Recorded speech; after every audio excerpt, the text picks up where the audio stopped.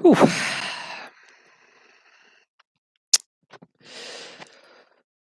Okay, so we are live for a Saturday afternoon live podcast. I have actually got my notepad to hand, which is really, really handy. So I don't have to go too far. Let's get the old notepad out. There we go. So in the last couple of weeks, we've had a lot of stuff.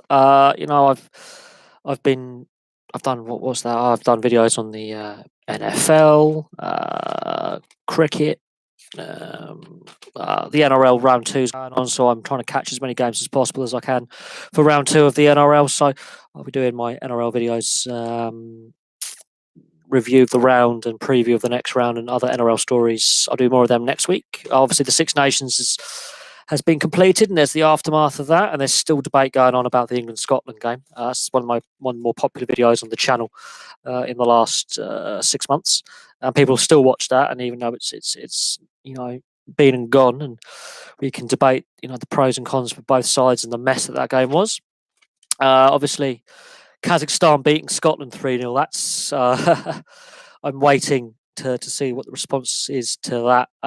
Online, the response is not being great towards the Scotland FA. Obviously, we've had the FA Cup quarter-finals, and the feedback from that. We've obviously had a lot of qualifiers and internationals as we're in the international break. Football, Venezuela beating Argentina 3-1, and Messi not playing well.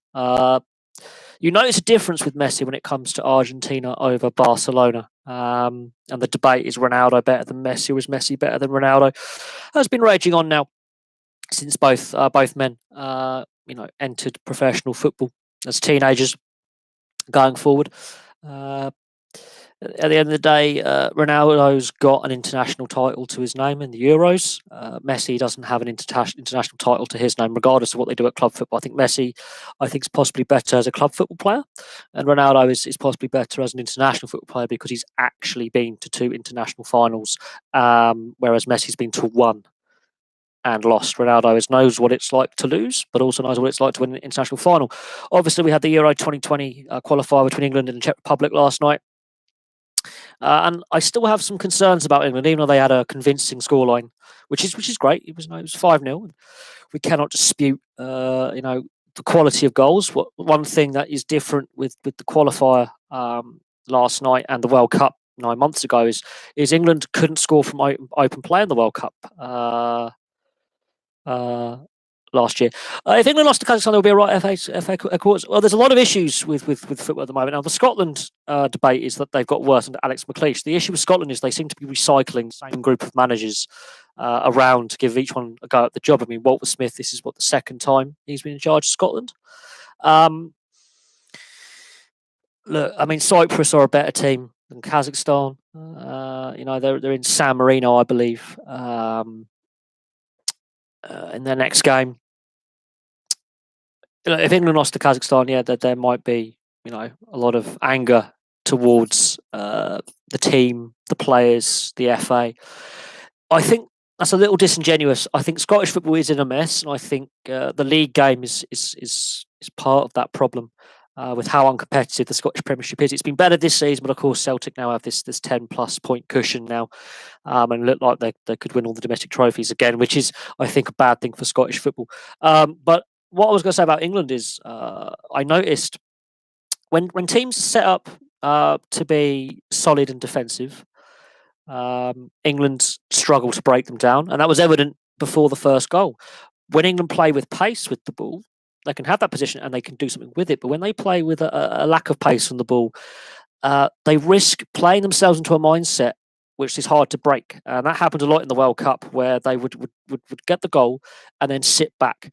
Now, last night they didn't do that. But the first 20 minutes of the game, they did. They hadn't scored the goal, and they had a lot of possession, and they didn't do anything with the ball, and they were very slow and methodical. And the Czechs were well organised at this point. They're not being stretched. They're not being challenged to run in behind or defend a run in behind. And the Czechs were comfortable. And it took 23 minutes for a goal to come. Now, part of that was Ross Barkley was introduced because Eric Dyer was injured. And Henderson went into the holding midfielder role, which I think suited England better.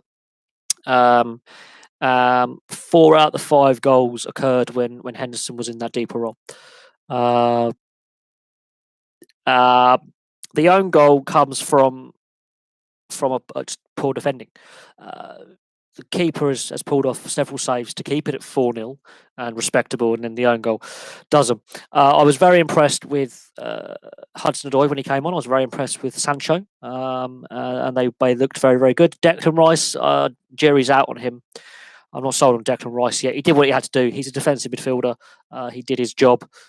He's not meant to be, visible a lot of the time. But the debate about Declan Rice and should he play for Ireland and England is, going to go on until the sun sets, I think. Obviously, Eric Dyer is out for the game on Monday. That's an injury concern for Tottenham. Dele Alli looked a little bit blowy towards the end. It's going to be interesting to see how the England players respond to being away, especially these young players in Montenegro in a very, very intense atmosphere against a better side. It's going to be interesting. On the Scotland side of things, to me, they were done at half time. They were done. I know Scotland's got problems, and we've discussed this a lot on the channel to do with the state of the game and where club football in Scotland is. And it has declined. I did a video on it last year, the decline of Scottish football over the last 20 years since 1998, which coincidentally was the last time Scotland qualified for a major tournament. I can't see Scotland qualifying for the Euros, not with to start the group to start the qualifying group stage like that. You don't give yourself much chance to progress. If I'm honest, especially against a side that barely wins games. Kazakhstan does not have a recent good record in international level, and that just sums up where Scotland are at. But the domestic game still needs a lot more investment. It needs to become more competitive. I think it's been a better season this season, but the last month and a half, it's gone back to type, and unfortunately, that's the problem with Scottish football. Is there's at the start of each season, it's by how many points will Celtic win this year is the current state of play, and that can't be healthy for inward investment, for fans, for development of players, and for the general health of the game. And the amount of players that withdrew from the squad with real or feigned injuries it says the pride that they have in the shirt as well. But the issues of Scottish football are long-standing and have been there for quite some time. The calibre of player being developed by Scotland is not is not good. And the fact that the league has got reverted back to type in the last month and a half with Celtic pulling away and the other clubs not being as close is not good enough. And the fact that Kilmarnock, Rangers, Aberdeen and Hearts have all given it a go this season is great to see, and that's some positive signs for next season. But at the same time, it doesn't bode well with the UEFA coefficient, with Celtic failing to get into the Champions League this season. It's going to make it tougher for Scottish clubs in Europe going forward. And it makes it harder for those casual fans to buy into the game and to buy into the sport in Scotland. And the national side's been declining for 20 years. I can remember the last game Scotland played at a World Cup was in I remember I was actually watching it. I can remember the game against Brazil in the France 98 World Cup because I watched it on the TV. And that says something is the fact that I'm old enough to remember Scotland's last appearance at a major tournament when a lot of people aren't. Look, the fact that even Celtic could be on the days of having a Van Dijk caliber player or a Henrik Larsson says a lot. The fact that back in the 80s and the early 90s, a lot of quality players who would be considered class, quality international level players are no longer going to Scotland says enough. There are some good players in Scottish football. I'm not going to deny that there are some diamonds in the rough there. There are some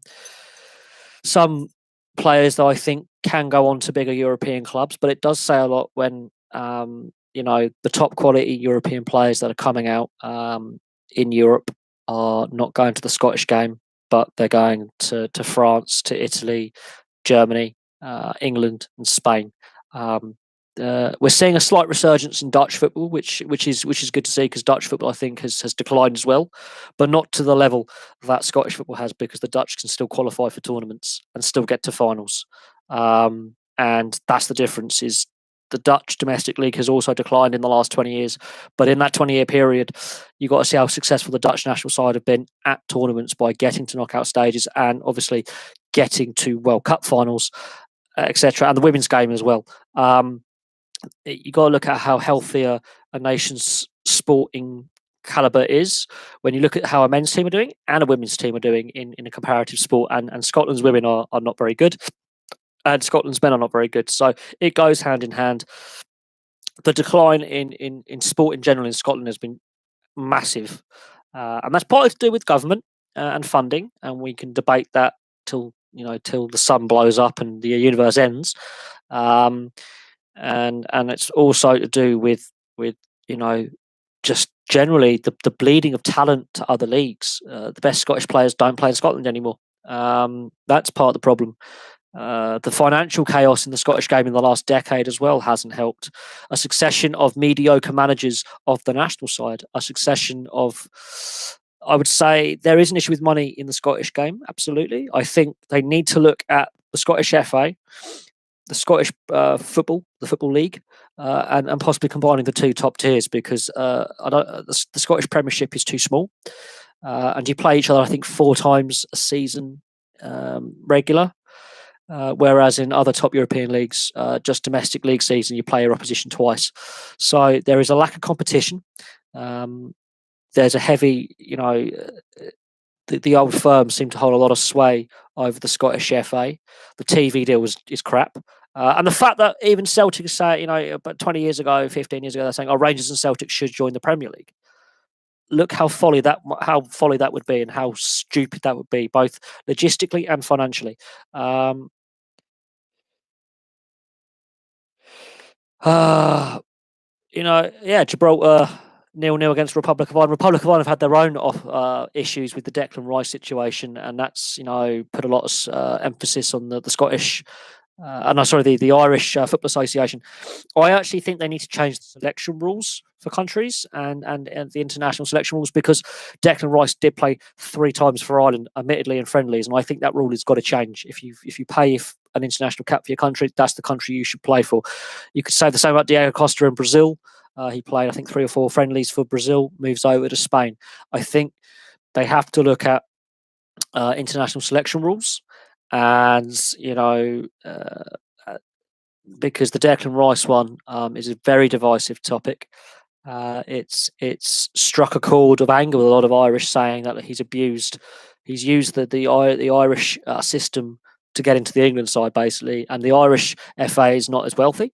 They don't have the funds. They've invested a lot of money in Declan Rice's youth international development, and then he goes to England. I understand why the Irish are pissed. And I think Declan Rice, some of his tweets of obviously about the IRA and stuff and up the Ra haven't gone down well with a lot of people. There's a big issue with a host of youth players coming through the Irish ranks, and I find it funny when Kevin Kilbane, yes, the guy from Preston with the Irish parents, but Kevin Kilbane made a very valid point when Declan Rice changed his allegiance. Very valid point. This kid has used the Irish system to get himself in the England side, and the Irish system doesn't have the money that the English national system doesn't have the funds, the budgets, and he's definitely used the Irish system to get a head start. He's played 3 international caps for Ireland, so he's been around an international setup. Some of these young England guys, such as Hudson-Odoi and Sancho, while they've been in the youth setup, they haven't been in the senior squad. Declan Rice has had that senior squad experience with Ireland. It's the same with rugby union, rugby league as well, with international selection, because we see in rugby league all the time players changing their allegiance on a yearly basis. In rugby league, rugby union is slightly different, but again, there are certain cases where players have changed their allegiance. I think Ray Houghton did have obviously Irish links, but again, it's a bigger federation. Losing a player to it's the debating points there. and it's been there for some time. You could say Mick McCarthy playing for Ireland. He could have played for England. He chose to play for Ireland. Kevin Kilbane. I find it interesting. Matty Holland. All these guys, all born in England, all raised in England, play for Ireland because their parents, grandparents, etc. But I will say this: it's something that FIFA need to look at, but we know they won't. At the end of the day, they've had many opportunity to look at this. So has rugby, and it's a dividing topic. International selection rules, and will continue to be so for years to come. You just have to look at the All Blacks and how the fat half their side could play for Tonga, Samoa, and Fiji. But I digress, because again, the system is, they play the system. I've got Irish in me as well, but I've never lived in Ireland. I don't have an affinity with any of. If I was let's hypothetically say I took rugby a bit more seriously earlier at school and actually got better than I was. And there was a few of my schoolmates who were in academies, and some of them have ended up playing professionally. And a bit admittedly, my grandfather from Liverpool is now dead, and I don't think I would have quite qualified. But in theory, I was born in Germany, and had I been registered a few days later, I'd have qualified for a German passport. So I, in theory, had my registration of birth and my health being different, I could have been eligible for a German passport. Had I spent longer in Italy, I would have been eligible for an Italian passport if I decided to apply for Italian citizenship. So in theory, yes, I get what you're coming from. I don't feel an affinity as such. I think they still need to look at the eligibility rules. You can qualify by virtue of a grandparent. Look at all these Kiwis and Australians playing for European nations. Look at the Vunipolas and Faletau. Faletau's dad played for Tonga. The only reason why Faletau plays for Wales and not Tonga is he was a child when his dad came over here to play. His dad decided to stay and live in Wales, and he chose Wales. He could play for Tonga. You look at the Vunipolas; they're his cousins. They also could play for Tonga. Thokasina, Fijian. He's one of several Fijians that England have had play from. Ben Teo could be an All Black or a Samoan. So the debate is there. I mean, selection rules when it comes to international level sport, it's a debating point. Johanna Konta, she's not very popular when it comes to tennis. The Australians had enough of her with their federation and refused to fund her anymore, so she went to the UK. Simple, and she's not very popular. I think she's overrated and also throws her hissy fits. But again, you've got to hear, it does sometimes take the piss when the citizenship rule or you qualify. So Anscombe with Wales, only came to Wales 5 years ago. Before then, he'd been a Kiwi by virtue of a grandparent. And you got to look at the lads and lasses coming through youth level ranks who were born and raised in the country, and they get squeezed out because of an overseas player who might have a connection or get citizenship. They need to look at the selection rules, because you've got to look at France. Look at France and how their domestic rugby union is a mess, because they rely on the overseas players, the mercenary players, as I call it. And look how many overseas players have qualified through residency to play for France, and part of the reason is they weren't good enough to qualify for their domestic country of origin. Willemse, the South African, he's 4 stone overweight. He's a big lump in the scrum. He's not a good scrummager, but he qualifies for France because he's lived there a few years and plays for a French club. But he actually has no affinity with France at all. He's a South African. He's an Afrikaans. But he wasn't good to get into the South African setup, hence why I went to French club rugby to further his career. Scott Spedding, another one who failed at South African international junior level, goes over to France, ends up playing for France. I'm just using examples here, and the French wonder why their national side in rugby is so appalling. Also, you could look at the French football national side and how many of those players could play for African nations. I'm just putting it out there. The reason why they play for France, 1, okay, they were born and raised there. Okay, fine. And 2, the French Federation will pay them money. Whereas some of the African federations don't pay their players properly. But no, selection rules is definitely a very big talking point and has been for quite some time and will continue to be so for years to come, because the governing bodies of sport seem to not worry about this so much, on a variety of issues. But when you look at why teams are bad, Scotland are bad at football because of the declining state of the domestic game. Their clubs, it's every start of every season right now. You've got to say how many points will Celtic win the league by. That's what your odds are. You can go down bookies and go, well, how big will the points gap be, or how many points will Celtic get this season? It has been better this season with more teams competing in the top, and that's been really refreshing to see. But again, they've run out of steam a little bit, and they've fallen back, and Celtic are getting away a little bit, which sums up where things are. Plain and simple. Sums up the state of play, where domestically, the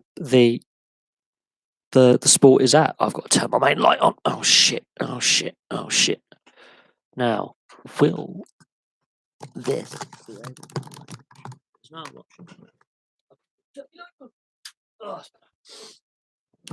Oh. Right. Now we've just done a light check. Oh, fuck.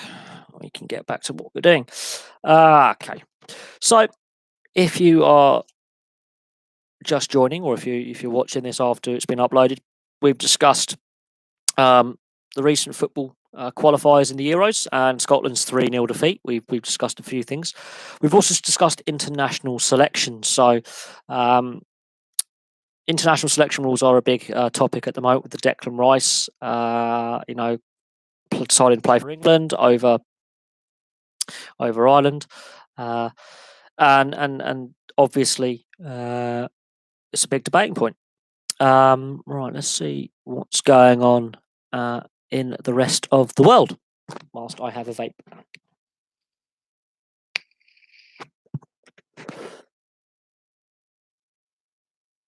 Let's see what's going on, shall we?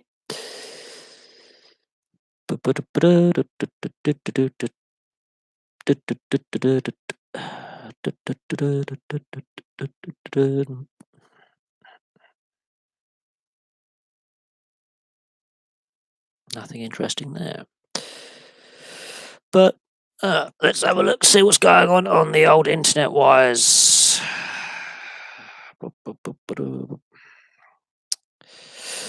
So, while I'm quickly checking the sports news, sport, that's what we want.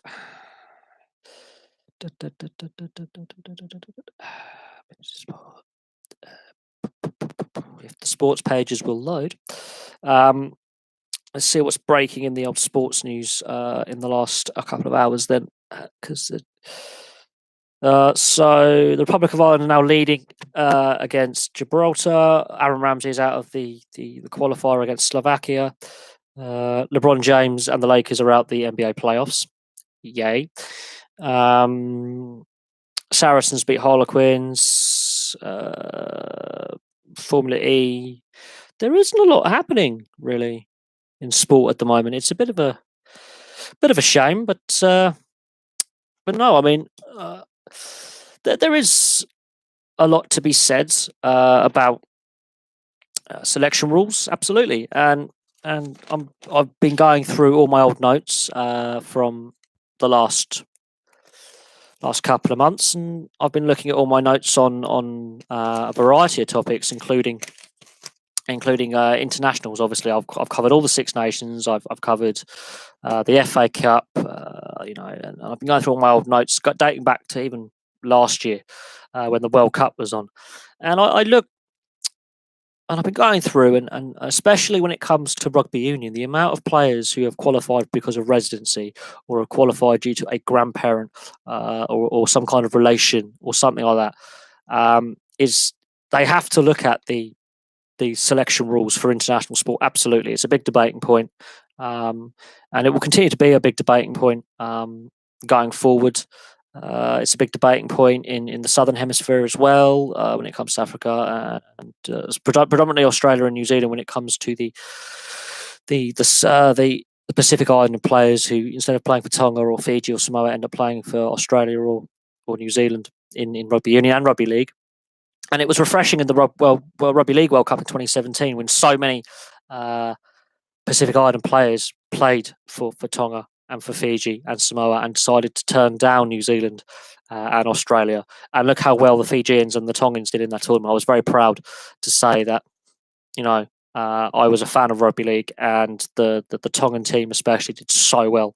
It was refreshing to see them do so well. It was refreshing to see them get to a semi-final and light up the tournament with their skill and their power game and the joy it brought so many rugby league fans. It was great to see.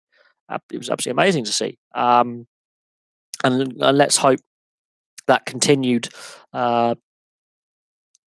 selection policy from the Tongans continues going forward. They fully deserve to host a GB Lions touring team. They're one of the 3 nations selected for that tour down under with the Rugby League Lions being reformed for the first time in 12 years. And while Australia don't get a test match against the Lions this end of this year, it's great to see New Zealand, Papua New Guinea, and Tonga get a test each against the Lions on a tour, and that's going to be real great fun to watch. And we'll have to wait and see. Can the Lions win the series? Can they win all 3 test matches? We're going to have to see how that all unfolds, because it's refreshing to see that they've decided to resurrect the Lions. The issue is with the Lions, it's predominantly going to be the England national side. They've spent a lot of money, have the RFL on the England national side in the last decade or so, at the expense of Scotland, Ireland and Wales.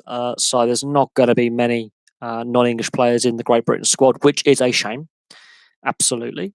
It's a massive shame that there's going to be so many so many English players over the other rest of Great Britain.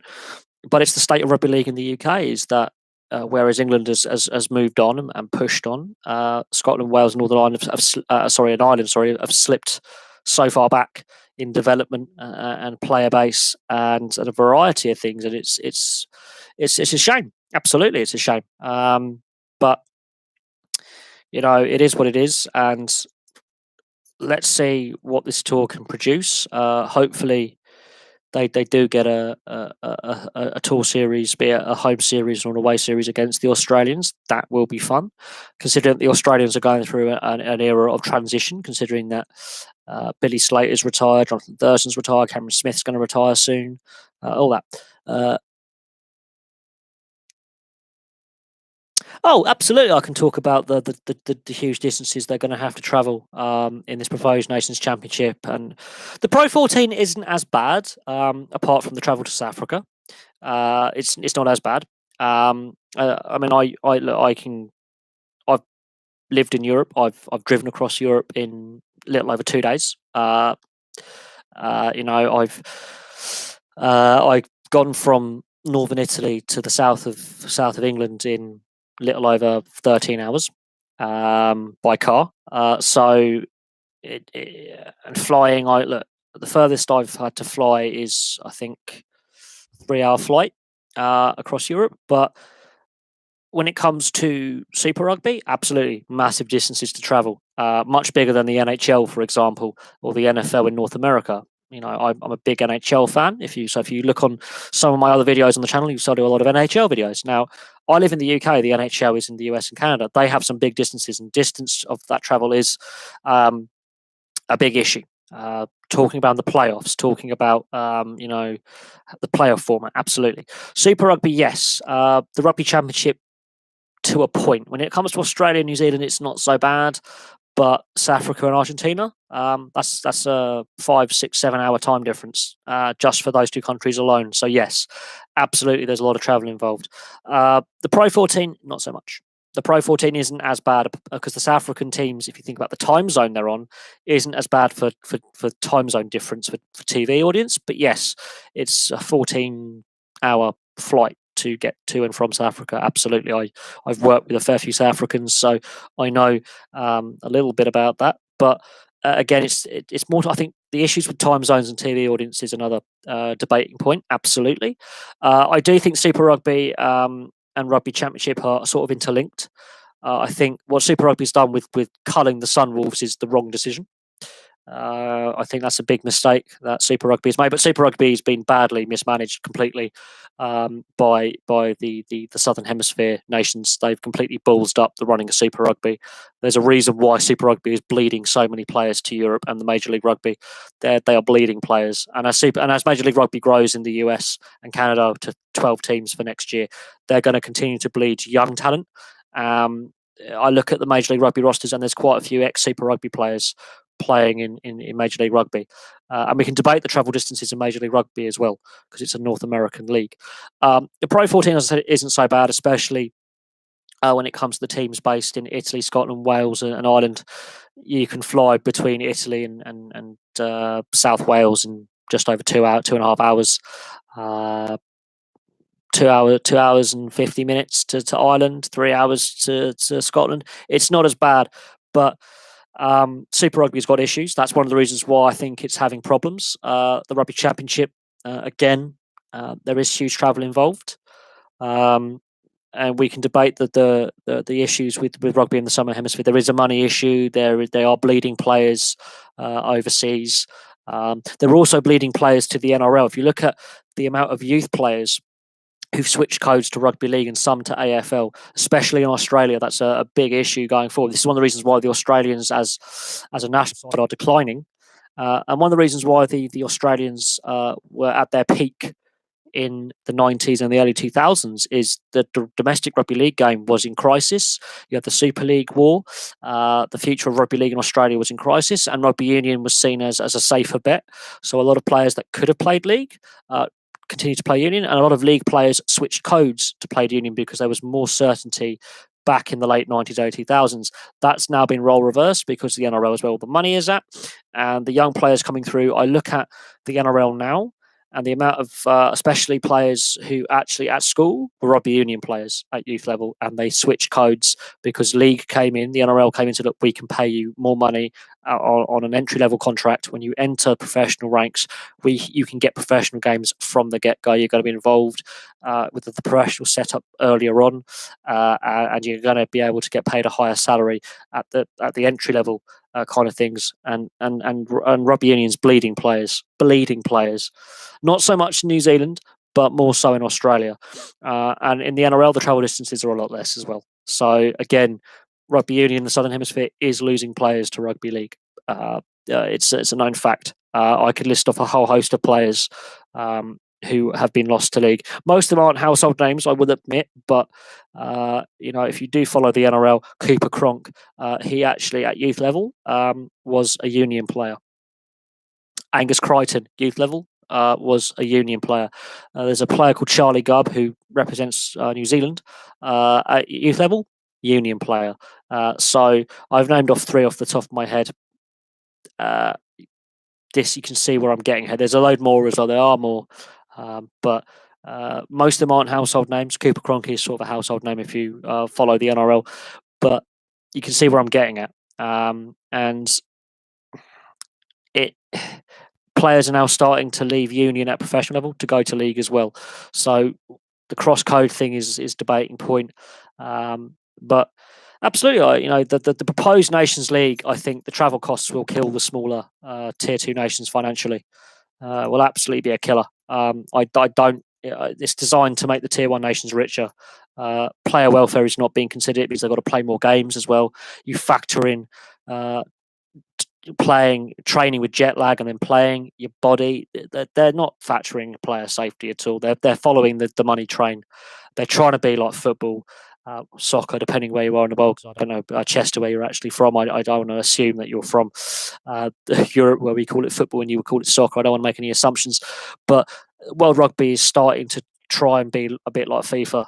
They've chased the money. They're coming up with these schemes to try and inject further interest in an already very popular sport. Okay, so you're English. I honestly think they're turning a little bit into FIFA, UEFA kind of thing.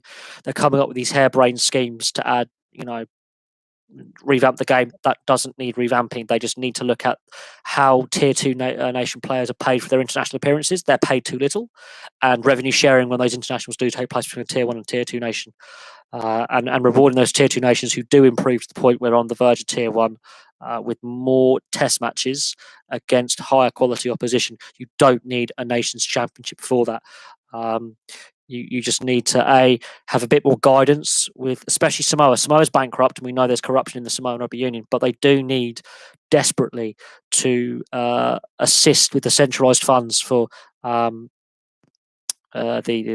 smaller unions. It does nothing to help the game in the smaller nations in Europe. We've seen with the ARC and the rise of Major League Rugby in North America. Major League Rugby in North America has got nothing to do with World Rugby. It was down to the US and Canadian unions coming together and going, look, we need to make the game more professional if we are to compete. And it has corporate backing. It's got nothing to do with World Rugby going, this is an initiative. This is a US and Canadian-led initiative for Major League Rugby. And I think it is starting to pay off because the Uruguayan national side has improved. The Brazilian national side, check out their scrum. It's terrifying. And the Brazilian national side developed off the back of their sevens program. The Olympics, you didn't need to have a nations championship for the Olympics to get rugby back. Sevens is a great format for rugby, and it's actually helped with the Hong Kong national side, Portugal and Brazil. Portugal qualified for a World Cup on the back of their sevens, admittedly quite some time ago. Kenya coming close, again on the back of their sevens play, which has helped develop the 15-a-side game. Hong Kong got to the playoff repechage stage as well, again, sevens play. The ARC have watched most games. I don't think the Argentina 15 should be in there, though, personally. They already play at a higher standard in European and Jaguares club rugby. I don't think the Argentinian 15 baby pubes should be in the competition, personally, myself. You've got to remember that Peru also play rugby and Paraguay also play rugby union. And if you really want to develop South American rugby, you need to look at other nations other than the established ones, because Uruguay is the second best South American nation historically, and in the past they have beaten Argentina at senior level. So you have to look slightly beyond. I think because the Uruguayans have proven they can beat in the US. They were the second best nation behind the Argentina 15. In theory, if the Argentina 15 weren't there, Uruguay win the tournament. So there's much to be said. I think the US and the Uruguayans have come on leaps and bounds. The Brazilians in the last 3 years, I've been really impressed by their continued growth. They used to be the weakest team of the ARC nations. Chile has now taken up that mantle. Because Chile, I think, are focusing more on their sevens rather than their 15-a-side, plus they're the weakest of the unions.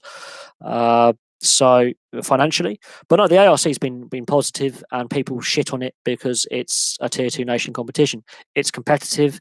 These guys are now playing professionally. The Major League Rugby. You got to look at how many of these players are returning from Europe to play domestically in the US and Canada, and the Uruguayans, a lot of them are based in Europe. They are also returning to play in North America. There's a big Latino population. They can help grow the game there. The locations they've chosen already supported rugby union at amateur level, and there's a lot of expats who are not US nationals who live in those areas. Canada's always supported rugby union because of the Canadian Army and its links with the British Army. My dad used to play Army for the Army rugby team, and he would go to Canada and they would regularly trounce the Canadian national team. So the Canadian national team decided to improve, ironically. But absolutely, I think it's also, it is out of touch, the carbon footprint, all that kind of Greenpeace tree hugging stuff. Yeah, it's not good PR, but I do think the travel distances involved. I think losing the Sunwolves is a mistake. I think the way they've handled Super Rugby since they grew the Super Rugby to 18 teams, now they've shrunk it down. They are facing challenges they faced a legal challenge from Western Force. I wouldn't be surprised if the two South African teams who are in the Pro 14 rejoin with the Western Force and the Sunwolves in some kind of secondary competition. possibly a two-tier Super Rugby with promotion relegation from the competitions, maybe. So you can develop a second Argentinian team. You can develop, some more Australian rugby union, possibly. But Super Rugby's turned into an absolute mess the last 5 or so years with governance. It's completely not what it was when I was first watching. Oh yeah, no, there is a proposed South American pro version of the Major League Rugby. I think that's going to face more hurdles financially because football and football and polo, yes, horse polo are actually more popular sports in South America. Plus the corruption element as well. There's a big issue with corruption in South America. There's a big issue with the fact that football and polo, especially in Argentina and Uruguay, polo is more popular. So there's sports that are already much better established professionally. And the corruption element as well is a concern. I think the least corrupt country in South America is Uruguay, ironically. It's the most open and transparent country in South America. Chile is not far behind. Argentina's got an economic crisis right now. Brazil has got a far-right government that's just come in, and corruption is rife in the Southern Hemisphere, especially in South America. It's absolutely rife. The two least corrupt countries in Chile and Uruguay are divided by Argentina in the middle. So there's also there's geopolitics down there. There's a lot of economic issues down in South America that people are forgetting about. Because it's all well and good saying you want to have a more professional sport or you want to increase the level of professionalism, but if the economy is tanking, Argentina is having a bit of a mess of its economy right now. It's not much better than Venezuela, and I'm not joking. It doesn't help. We saw with how the Football World Cup and the Olympics in Rio, a lot of the political corruption around that and the waste and the misappropriation of funds, and the way the public reacted. While I was so glad the World Cup went back to Brazil, there was a massive amount of corruption in the organisation. The government fell because of that corruption. So it's all well and good saying we want to have professional leagues down there or increase the quality level, but corruption's standing in the way. And a lot of people don't realise how corrupt South America actually is. I mean, when my cousin went there for his gap year, he had to get kidnap insurance on his travel insurance. He was valued up to $10 million US. If the ransomers asked for $1 more, he was worthless. So there is an issue with kidnapping, corruption massively. There are look, I think you could have a professional league in Chile, and you could possibly have a professional league in Uruguay. But again, the amount of corruption outside of those nations in South America is rampant, and that's a hurdle that unfortunately is a big hurdle. We've seen, obviously, with the Olympics and the World Cup with Brazil, just how bad that corruption was. And while, yes, the Brazilian Football World Cup was brilliant and the Olympics were pretty cool, the corruptions element is what is putting barriers in the way for any of this to take a step forward seriously. And it's a shame because the Brazilian national side at rugby level, tier 2 nation status, they've come on leaps and bounds. Their scrum is terrifying. And they've really come on a long way in a very short space of time. The sad thing is corruption is hindering those efforts to really improve the Southern Hemisphere, especially in South America. It's hindering massively. So we'll have to see what happens going forward. There are rumours they're planning to start it up in the next year or so. But again, I'll believe it when I see it as well. It's a great shame that it took so long to get Argentina admitted into the Rugby Championship and a Super Rugby franchise. But at the same time, it's all well and good saying, we want to turn the sport in this area professional.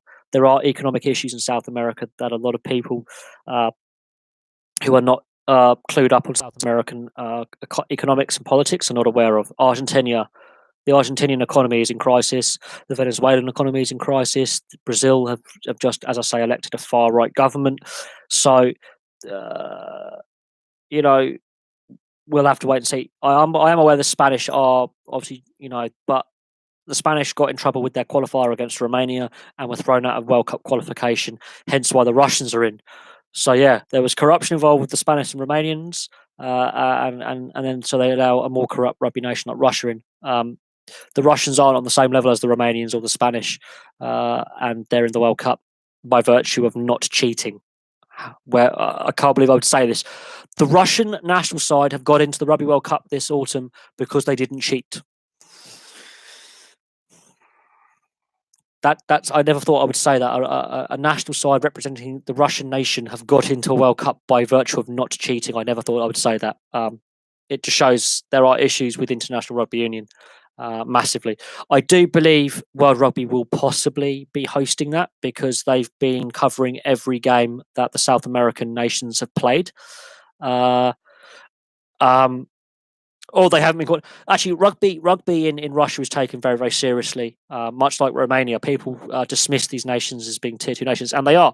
But they have have professional leagues, and communists actually really saw that as the embodiment of team spirit, and they wanted to be like the West. And because in the West we had rugby union and rugby league, they decided to implement state-sponsored programs back in the 70s and the 80s. Hence why the Romanians have been such a solid side for so long until recently. What did the Spanish do? I think the Spanish and Romanians, there was a couple of illegible players. There were allegations of corrupt. There were illegible players. I think the referee in the game had received money from one of the nations. Both were thrown out. It transpired from qualification for the Rugby World Cup, and the Russians, who were third in that qualifying group, were put in their place because they didn't cheat or haven't been caught cheating. Yes, no, the Russians have been to the World Cup before. They do have a decent rugby. The Romanians had players sent off. The Spanish raised a protest over an illegible player. It turned out the Spanish had an illegible player that they fielded. The Romanians did something on the field. I think there was some. I forget. It was basically both teams were involved in a playoff. There were some illegible players fielded. There were allegations of corruption, of bribery of the officials. One team complained about the other.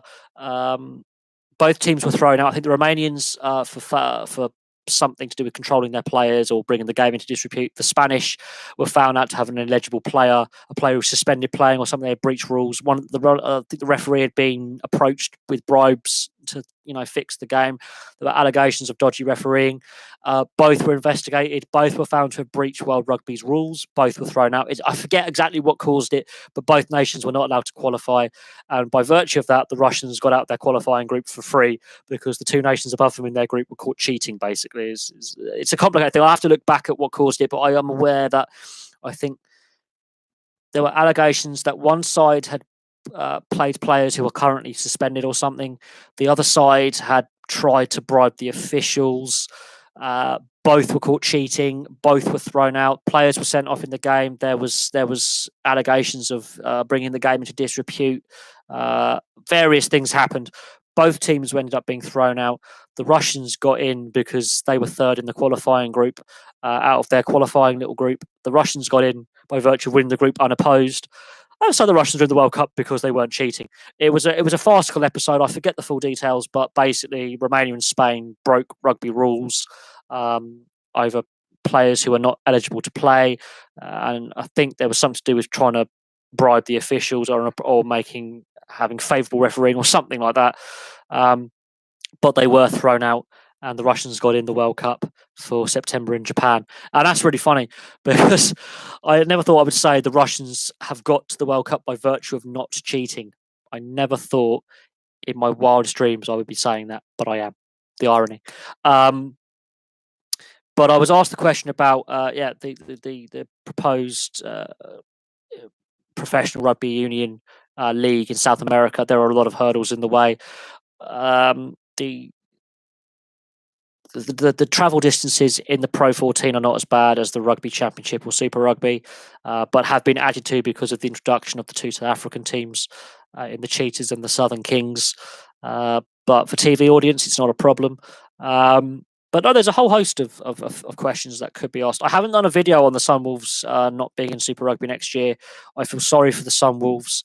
I think Super Rugby have made a mistake there. I think World Rugby should have given more support.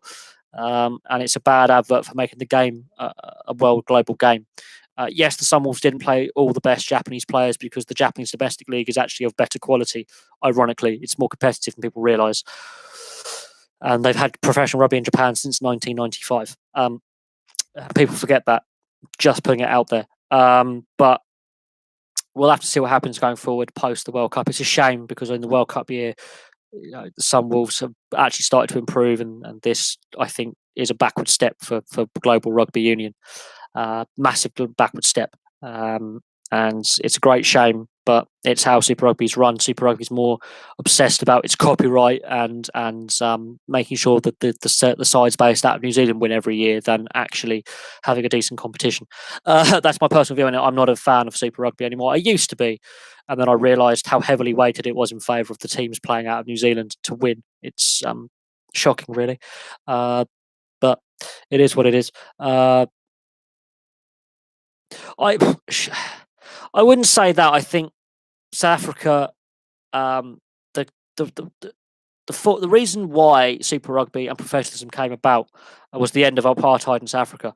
But the South Africans, look, we've ended apartheid. We're hosting a World Cup. We want to, improve the quality of rugby in South Africa for the World Cup and beyond. And the Australians, ironically, were in favour of saying to the South Africans, yeah, we want to start the Super Rugby thing. We want to have an even number of teams for each nation. And the Kiwis like, no, we don't want these South Africans in. We don't want them. And now they're regretting, I think a lot of rugby union fans, you just got to look at Super Rugby and the amount of empty seats at stadiums. It's embarrassing. No stadium is ever sold out apart from a few of the finals matches. The Japanese league is good quality, yes. It's professional. There's a reason why the Japanese national side was improving so rapidly before the Sunwolves came along. There's a reason why the Japanese beat South Africa at the World Cup in 2015. There's a reason why the Japanese beat Wales on home soil at roughly, I think, 2014, I think it was. There's a reason why the Japanese got given the Sunwolves. It's because of the quality of their domestic league. And it's come on leaps and bounds, and lots of top quality. Admittedly, ex-international players have gone there to play. But yeah, there's a reason why the Japanese have had a professional league structure for 20 odd years. We don't hear about it in the West because it's not televised over here. Simple. What would you? It's plain and simple. Domestically, the stadiums are regularly sold out. I've seen videos on YouTube. I've read articles. The stadiums are smaller because they're aware that Japan's a very tech-orientated young population in Japan. They didn't give the best to the Sunwolves because they want to win the domestic rugby competition. Why would you want to, when you're playing in your domestic league, give your better players to a club where they may get injured when you're trying to win your domestic competition? It's a no-brainer.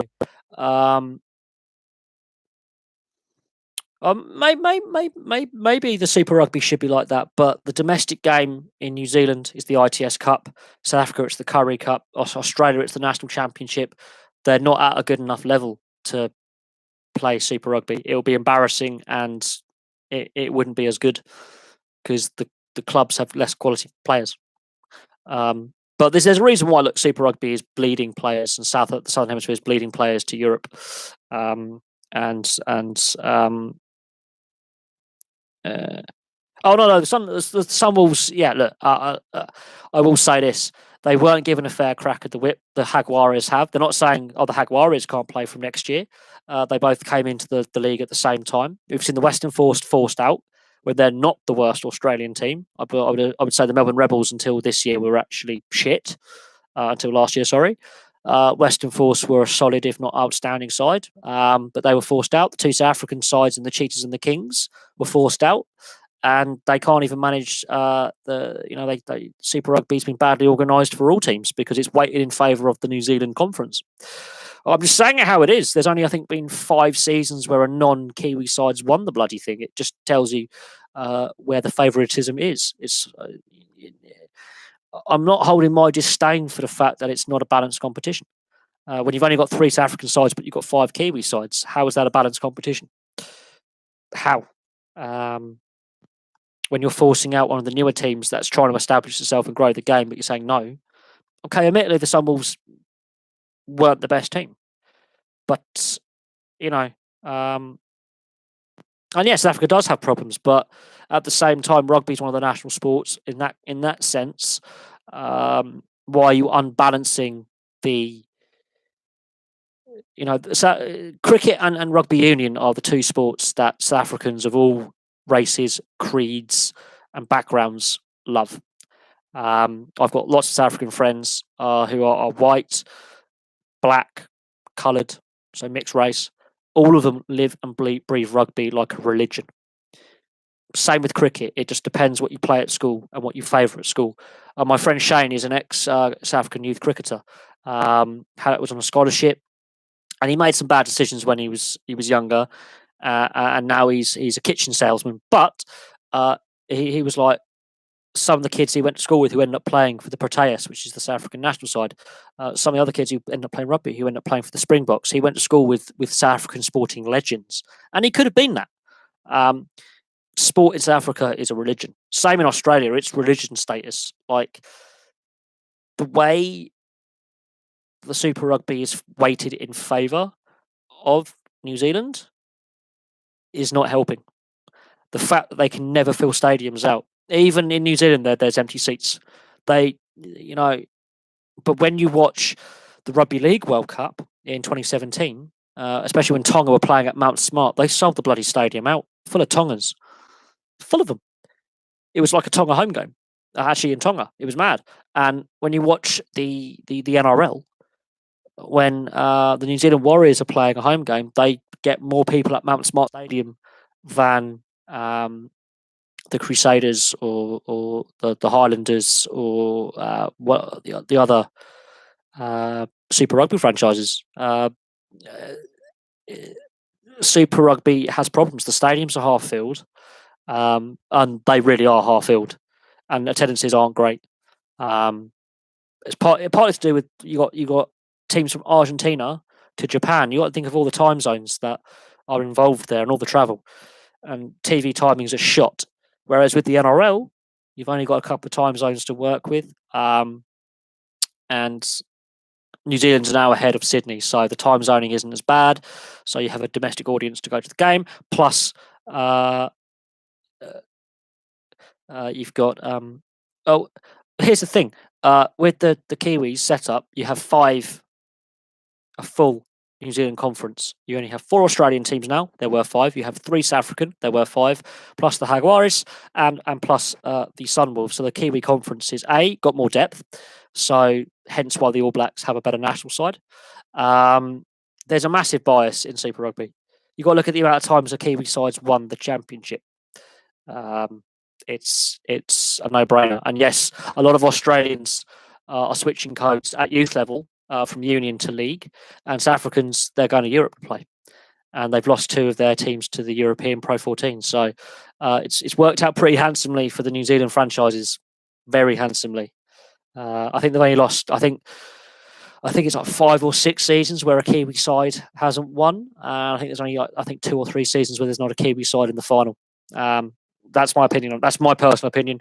You would have to ask other rugby fans, but it's not good when it's not good for competition's sake if the only teams that are generally going to win are possibly the Crusaders, for example, or the Auckland Blues. It doesn't bode well for the rest of the. There have been rumours of trying to get a Pacific Island-based team, partly in Fiji, partly in Tonga, but avoiding Samoa because of the corruption of the union in Samoa. But it's falling on deaf ears. Same with Rugby League. They want to get a Pacific Island nations team to play either in the NRL or in the level below, or in reserve grade in the Queensland or New South Wales Cup competitions. It's not going to work. Travel distances, money. There's been a debate in both codes in the Southern Hemisphere. The debate's still out. I know Papua New Guinea have the Kumals, which play in the Queensland Cup in the NRL structure in reserve grade, and are a very good side. There is a debate to have a Pacific Island club team in Super Rugby, but it's the finances. It's the finances, and will fans want to go and watch? Oh yeah, I mean, you got to look at the national setups of Australia and New Zealand, and you look at what nations their players are eligible to play for. I've had this argument on Twitter, and I've been told I'm an idiot, and I need to do my research. Jonah Lomu should have played for Tonga. Kevin Mialamu, I believe, was a Tongan or Japanese descent. He could have played for both. Uh, Israel Folau could play. I think Israel Folau could. I think he's actually of Aboriginal descent, Israel Folau, but I think he could possibly play for Tonga as well. Trying to think, there's loads of it. Joe Rokocoko, Fijian. Um, there's so many. I mean, yes, the debate is they get picked for scholarships at youth level to go and be educated in New Zealand and Australia, and I completely get that. But it's denuding and it's harming the domestic games back in Fiji, back in Tonga, back in Samoa because their best players. I mean, look, Tuolangi for England, Samoa, and his brothers have all played for Samoa, even though they played all their club careers over here. He decided, now I'm going to play for England. I get paid 20 grand a test match. And that's why. You got to look how much the at test level players get paid. When it came to the Rugby League World Cup, very exactly the same as rugby union. People were angered because Andrew Fifita chose to play for Tonga.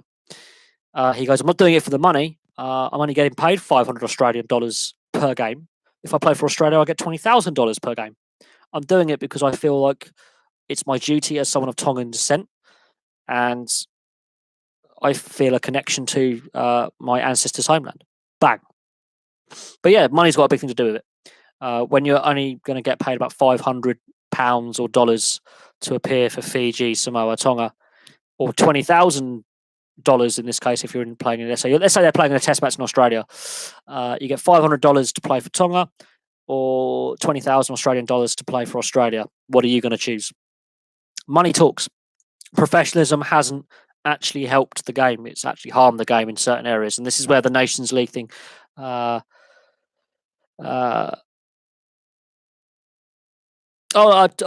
is absolutely, it's a smaller nation population size. Samoa, you've got American Samoa to the east, and that's why a lot of Samoans are now playing for the US national side. Absolutely.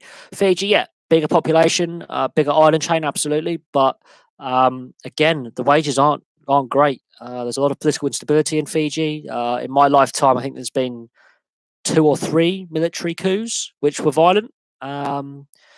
So it's not the most stable politically. It does have a bigger economy than Fiji or Tonga. Absolutely, I'm not denying that. The problem is the fact that if you are a Fijian and you're good at sport, the Kiwis and the New Zealand and the Australians will see that they'll give these kids scholarships to play. And when they go and they decide to pick up rugby league or rugby union or cricket or whatever it may be, especially league and union, the appearance fee is $500 for Fiji, $20,000 for Australia. You take your pick. Money talks, and professionalism hasn't solved this in union. We've had the issues in league for donkey's years. They're not a bad team. No, absolutely. No, they're not a bad team. They're sevens. They're Olympic world champions at sevens. Their sevens program is brilliant. Absolutely amazing. Fiji are better off financially than Tonga. Tonga are struggling financially to keep their players. Their Samoan union is corrupt and bankrupt and is a different kettle of fish. You can grade it like that. Tonga and Fiji are, I would class them as weaker tier 1 nations now, but they lose their best players to the Kiwis, so the All Blacks, or the Wallabies, the Australians. Or conversely, to the Northern Hemisphere as well, they're losing their players because money talks, and they go to the Northern Hemisphere, qualify a residency, play for a Northern Hemisphere Six Nations side, or they get given a scholarship to Australian or New Zealand high school and qualify in residency and because they started their youth rugby there, and they don't go back and give back to the community that brought them into the world, which is the Fijian, Tongan, Samoan communities. Plus, again, they're offered massive amounts of money when it comes to international rugby, when they come to decide not their club rugby, their international rugby, when they're given the option to represent the Pacific Island nation they're from, or the nation that's educated them. They're like, I want to represent Tonga or Fiji, but I'm only going to get paid 500 quid or $500. Oh, look, I can get paid 20,000 Australian dollars or £20,000 a test appearance, you can see where a lot of them are going to go, because a lot of that money goes back home to Fiji or Tonga to support their brothers, their sisters, their family, especially if they're from a poorer agricultural background, which a lot of them are, and they send a lot of money home. So the money talks, and unfortunately, sad to say, this World Rugby could do more with supporting the smaller nations financially and revenue sharing. Revenue sharing when you play test matches, share the revenue of gate receipts. A lot of people have said we have to do this. It's 2019. Why aren't we, when England play Fiji? When England play Fiji at the 2015 World Cup, £20,000 appearance fee for an English player, £500 appearance fee for a Fijian player that was raised. It was all over Twitter, and a lot of people saying we've got to share the revenue equally. We've got to share the revenue equally. Otherwise, these nations won't develop to be serious tier one nations. They will get stuck in this nearly there, not quite, and their best players will still be pinched by tier one nations, which has been going on for forever. And yeah, it's to do with national identity. I said it earlier. I don't know if you watched the earlier part of my stream. We were talking about Declan Rice earlier on in the stream, and the question answer bit, and the fact that he represented Ireland 3 times at senior level in friendlies. But because they were friendlies, he's eligible to switch allegiance to another country, which happened to be England. And a lot of Irish feel he's used the Irish system to get a foothold in international football, and then he's just gone to the bigger country, and England have not paid a penny for his development. So there is that debate as well. And it's an ongoing debate. Selection rules definitely need to be looked at. A lot of fans don't like that you can just claim residency, be here for a couple of years, and go, oh look, by the way, I'm suddenly this. It's like, no, you're not. You were born, raised, and developed by another country. You've just used that country to, further your professional sporting career. You don't really. All you want to do is just get paid money. There is that as well. That some of them are in it for the money, and that argument's been raised. It's not going away. And we could debate. You could debate that all day long if you want. And talking of player salaries, we can look at football players and how overpaid they are compared to rugby players, both league and union. As I'm a massive ice hockey fan, look how little they're paid in the elite league. Just look at the average salary and you'll be disgustingly shocked how physical the sport is. And yeah, there is actually someone who's Declan Rice has a British passport, but because of his heritage, he's automatically allowed an Irish passport. That's something that people forget to realise, is if you have Irish grandparents, you are automatically entitled to an Irish passport. It is part of the agreement signed on Good Friday. So you can be born in Northern Ireland and have a right to a British passport and an Irish passport, and actually you can be born in the UK, but if you have a grandparent who has an Irish passport, you're automatically guaranteed an Irish passport. It's part of the Good Friday Agreement, and so Declan Rice has dual nationality. So there you go. I thought I'll clear up some political as well as sporting at the same time. And a lot of people forget that. The Good Friday Agreement sets out that you are eligible if you have a grandparent, up to a grandparent, you can get both passports. So people tend to forget that. So Declan Rice is a dual national as well. Yes, the debate is, it's not just English player. It's if I went to Australia and went out there to live and took up a sport. Let's say rugby league. I qualified by residency. I'm good enough. Oh no, Brexit's got fuck all to do with it. But when it comes to sporting selection, the Ireland-England question or the Ireland-Britain question, that's why there's players who could play for Northern Ireland, Southern Ireland, Scotland, Wales, England. By virtue of an Irish grandparent or a British grandparent, they swap nationality. It's an ongoing thing. It's been going on since 1998, and it will continue to do so for many more years to come. I once had someone come on here and talk about Donald Trump, and I went on about Trump for about an hour. And then 2 days later, the same person was like, "I really apologise about the Trump question. I'm very, very sorry. I've looked at your channel. It's a sports channel. I'm sorry." So that's okay. And then someone came on a stream and asked a question about Trump, and this one particular person was like, "Don't go there. I made that mistake. You're in the wrong forum. Go away." Brexit. I've done videos on how will it affect sport. I think horse racing is going to be a very affected sport. considering that a lot of the trainers and horses are bred and trained in Ireland. So if you follow horse racing, that's going to be interesting to see what happens to the horse racing industry in Ireland and the UK. Considering that I was watching horse racing today on ITV, and the Grand National is in 2 weeks' time, that's where it does get involved. But no, I try and keep politics off the channel as much as possible. But sport and politics, unfortunately, there is a history of the two getting intertwined together, and it's difficult sometimes to separate the politics from the sport. Sport's been used as a political weapon. State-sponsored doping in the Cold War, for example. Yep, it's no. If you, it doesn't matter if you're born in Southern Ireland but you have a British grandparent, you're automatically guaranteed a British passport, and vice versa. If you're born in Great Britain, especially Northern Ireland, you're automatically guaranteed an Irish passport. Also, if you're born in Northern Ireland, you're guaranteed an Irish passport, and vice versa. So the Olympic thing there, it's also irrelevant. It's relevant to all sport, and has been for since the Good Friday Agreement. It's one of the ways to ensure peace. And there is a sporting element to that. Declan Rice is not the only English-born player to have represented Ireland. Kevin Kilbane, English-born, born in Preston. Mick McCarthy, Ireland manager. There's been Matty Holland, former of Charlton, our former Ireland captain at the World Cup 2002. All of them are British-born. All of them went on to represent Ireland. So we could debate that. John Aldridge, Scouser, represented Ireland. We could debate that all day long. But no, the Ireland British selection rules question when it comes to sport is a hot topic and will always be so. But it's selection for international teams has always been a hot topic and will continue to be so for years to come. But they need to look at the selection rules and how eligibility rules can be looked at and improved, because we've spent the last 40 minutes discussing them. There's plenty of other sporting questions we could ask, but we spent 40 minutes. We've spent about half the live stream tonight discussing international selection rules, and that says something.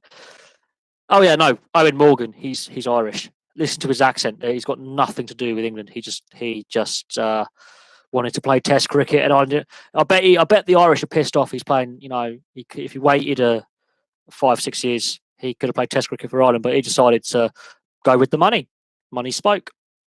He's got fuck all to do with England. He's Irish. As far as I'm concerned, he's plastic. He's like Kevin Peterson. Kevin Peterson was a failed South African cricketer. They didn't want him. He was a locker room cancer, and he switched his allegiance to England because he'd lived here for a little while. I hate Kevin Peterson. He's just an egotistical wanker. Talented cricket player, egotistical wanker. The South Africans were right to ditch him. Absolutely right. Look. Declan Rice has now played a competitive international for England. He can no longer play for Ireland. He came off the bench last night against Czech Republic and played. So he's now an England international, whether the Irish like it or not. And I completely understand why many in Ireland are pissed off with Declan Rice. And I don't think he's endeared himself to English fans with his tweeting lyrics of Republican terrorist song. I don't think that's endeared him many fans per se. But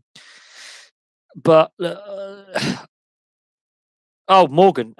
Well, he's the cricket. England have had many a plastic player play for them. We've had many a South African over the years, many a Rhodesian or Zimbabwean over the years, and now we've had an Irishman. It's where the money is. The South Africans mostly came over in the 70s and 80s because of apartheid, and a lot of them had British parents or grandparents from colonial era. They came over. Same with the Zimbabweans or the Rhodesians, depending on your family's political point of view. And now we've got an Irishman. And Owen Morgan has got sod all to do with England, apart from he played his professional cricket here. He's Irish through and through. Look, Declan Rice, had he declared for England when he was a teenager and played his youth football with England and then gone to Ireland, the English would have been pissed as well. Absolutely. But his appearance fee is higher for England. That's another thing we've debated, because the English FA is one of the wealthiest FAs in the world. And he was more likely to be on a successful winning team. Yeah. The fact he's born in Kingston upon Thames, which is about 30 miles from my house, and I used to live near there, and he's actually a posh Surrey boy. It's got nothing to do with it, of course. And he's never actually played his club football in Ireland at all, or ever lived in Ireland. This is where the selection pools need to be looked at. Just because you've got a grandparent, he's never lived in Ireland, he's never played his professional football in Ireland. It's a joke. But I don't want to get bogged down into why I think. I understand the Irish are angry, and I understand why not all England fans are happy to have Declan Rice. At the end of the day, it's done now. He's now played a competitive international for England, so the Irish can't get him back. We have to move on. And, and selection issues are going to keep, pissing off fans for the next 20, 30 years. I've got to sort out my back. My back is killing me. Oh, that's better. That's better. I've buggered up my back and my legs, so I'm doing this in my bed rather than on the chair because my back's gone over the last couple of days. Oh, the joys of falling off a motorcycle more than once, and the joys of having rugby injuries that are just not healing properly 9 years after I stopped playing. And I'm not joking, I haven't played rugby since 2011. I haven't played rugby for 8 years, and my body is wrecked. My left ankle never fully healed. I keep having issues with my ankle, my back, my neck. Yeah. And I played at amateur level, so God knows what these professionals go through on a daily basis. Oh no, I've done all my stretches. It's just I'm suffering from a legacy of sporting injuries, exacerbated by some motorcycle accidents that I've had in the last 3 years. My knees wrecked, my left ankle ruined, my right hip ruined, both shoulders, my neck, my spine. I have issues with concussion symptoms still. It's been 8 years, and I'm not banged my head a few times at work. To be fair, I used to work in warehouses and factories, so I've had a few blows to the noggin, and I did a bit of kickboxing for a while, but I had a fair few concussions playing rugby. I've discussed this before on live stream. I've had concussions. I've discussed it. Johanna Konta, she wasn't good enough for the Australians. She's a prima donna, and the Australians couldn't be asked with all her histrionics, so they refused to fund her anymore. There you go. There's your answer from Johanna Konta. She's a plastic Brit if ever I've met one. She tries to put on this posh English accent, but you can hear the Australian twang.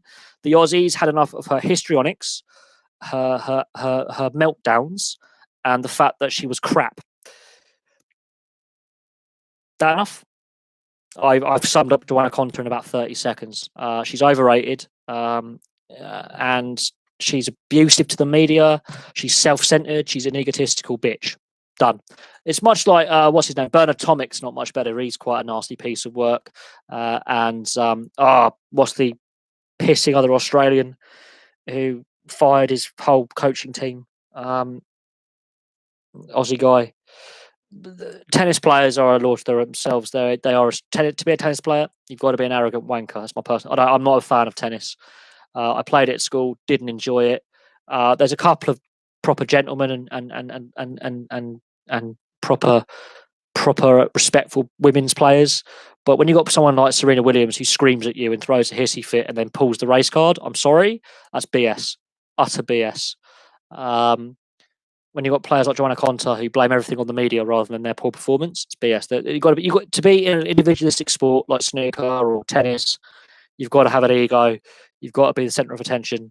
And there's very few down to earth people in tennis. But then again, tennis is a rich person's sport. You've got to have a lot of money to get involved.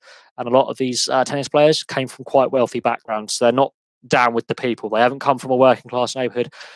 Admittedly, the Williams sisters, I can dig that a little bit, but Serena's up her own arse and is disrespectful to the abuse she gave that umpire, and then she pulled the race card was embarrassing, a stain on the sport. But she's doing histrionics for 20 years. Venus Williams, however, is a far more respectful tennis player. I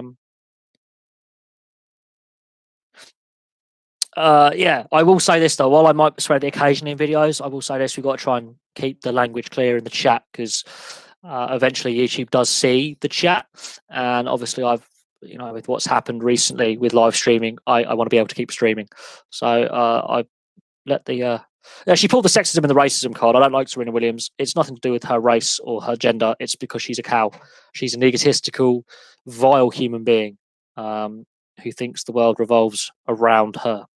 But a lot of tennis players come across like that. I've met a few professional sportsmen. A lot of them. Oh no! It's up. It's fine. It's a totally valid opinion. She did pull the sexism and racism card. She pulled the gender card. Oh, is it because I'm a woman? Is it because I'm black? And I'm thinking to myself, no, it's because you are throwing a hissy fit. You're throwing an entitled hissy fit, and you're disrespecting your opponent and the sport you play. It's got nothing to do with the color of her skin or the fact she has a vagina. It's the fact she's just a generally nasty piece of work. And she did the image of tennis a lot of harm, and she did the image of her family a lot of harm because her sister Venus is battling serious health problems. Still plays. I prefer Venus Williams over Serena Williams any day of the week to win Wimbledon. For me, I something about Serena Williams I don't like.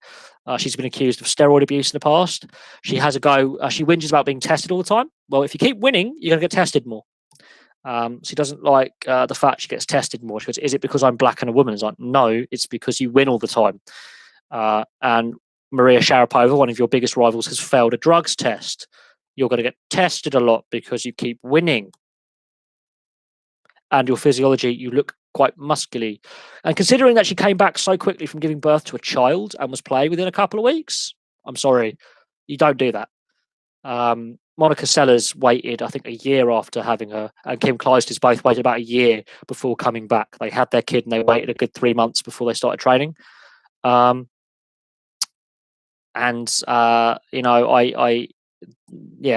always have my doubts about Serena Williams' integrity when it comes to steroid misuse, considering that the US professional sportsmen, it's rife with it. The F1 Williams team, yeah, they've gone down the crapper.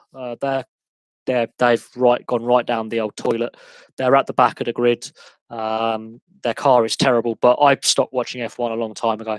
I stopped watching F1 before Hamilton's last 2 titles. I lost interest a long time ago. There's too much politics in F1. The regulations are crap. The cars, you can't. There's no wheel. The wheel racing is limited, and when you've got team orders, last year I watched the Monaco Grand Prix, and Max Verstappen was giving it the beans, and he was told to stop overtaking because he might damage the car. When you got to a point where the sport is like, oh no, the car's too expensive, don't damage it. No, I'm sorry. When on the team radio, they told Max Verstappen to stop racing and get in line. I thought to myself, oh dear, we've got a sport that's a 2-tier sport anyway, because half the team are client teams of the bigger teams. So if the bigger team car is behind them, they're told to get out the way. It's BS. And when you're told to stop overtaking, I thought the point of sport was A, to win, and B, to entertain. If A, the guy is not allowed to race at his potential, and B, can't entertain, what the fuck is the point in watching?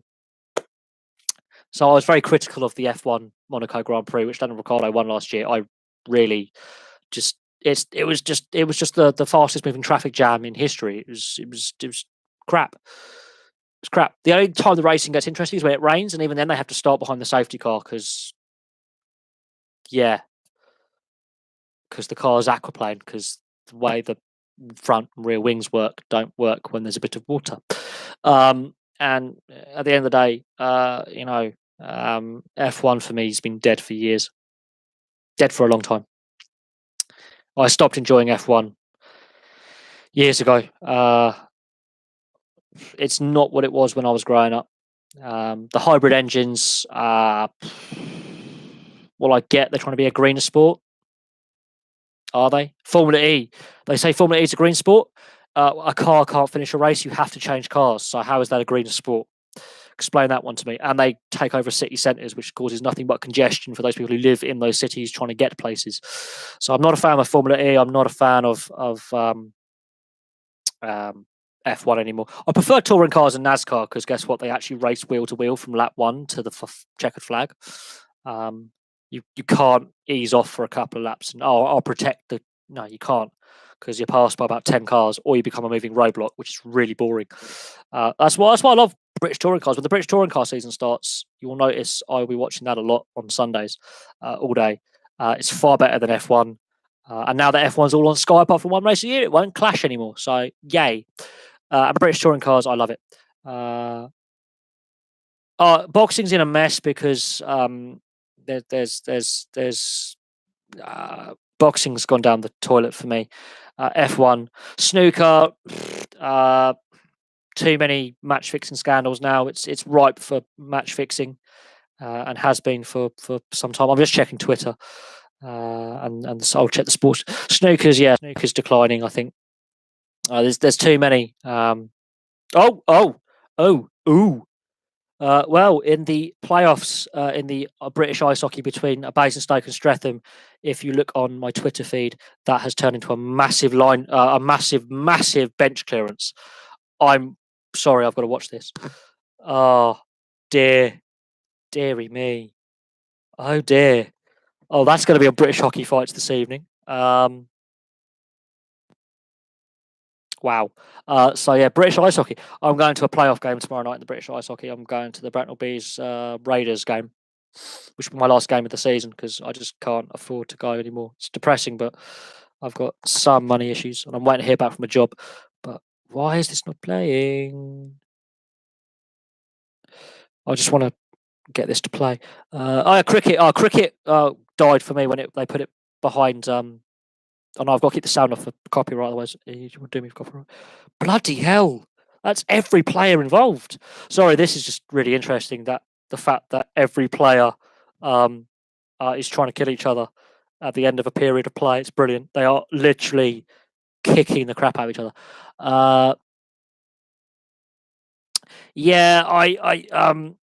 The Milton Keynes Lightning will not be in the Elite League next year. They're going to be in the revamped National League. So they're dropping down a level. They should never have gone up to the Elite League. They could never compete. I feel sorry for all the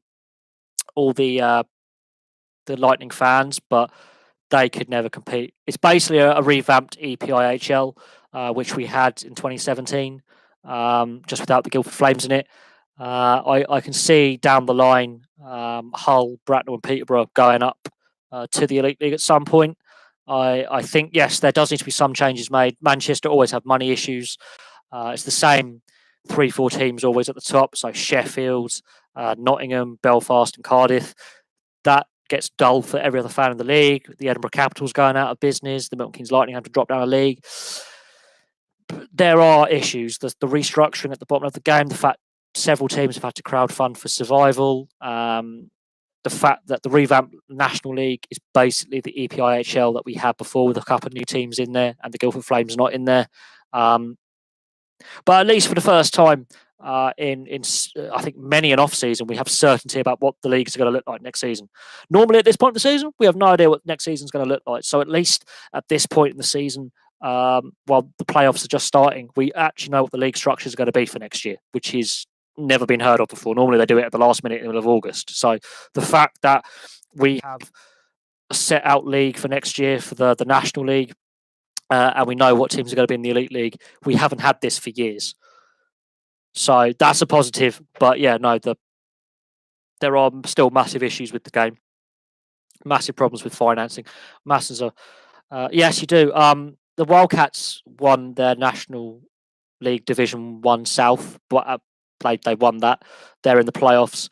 A few of my subscribers are Swindon fans. I've met a few of them. So I completely get you should definitely go down the Link Centre, man. Definitely go down the Link Centre. Swindon have got a very good team, and next season's looking fun with this revamped league. It's a lot cheaper than going to football. It's a lot cheaper than going to watch rugby. And you've got the Link Centre in Swindon.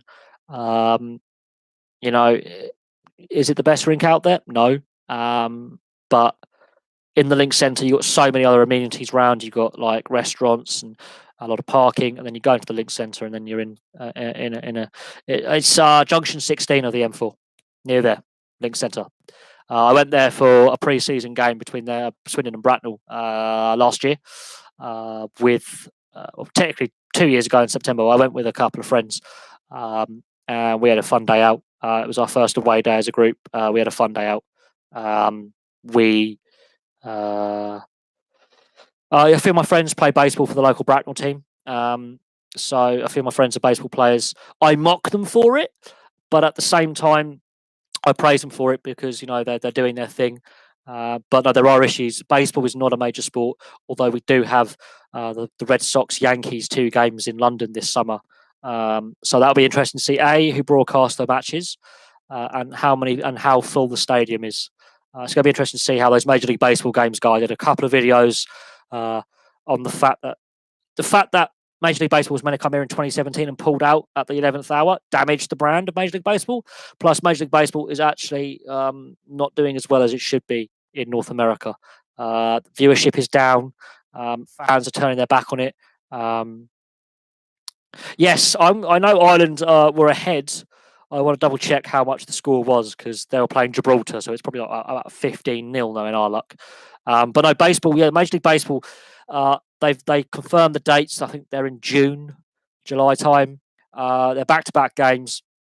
It's going to be interesting to see who covers the games on the British broadcasting side of things, and also what the viewership is in the US. Oh no, it was a narrow win for Ireland. Oh, this is going to be interesting. How badly did they play? Because they're playing Gibraltar. They won 1-0. That is actually embarrassing against Gibraltar. They won 1-0. Oh dear. That is not great. Not going to lie. That is actually pretty crap.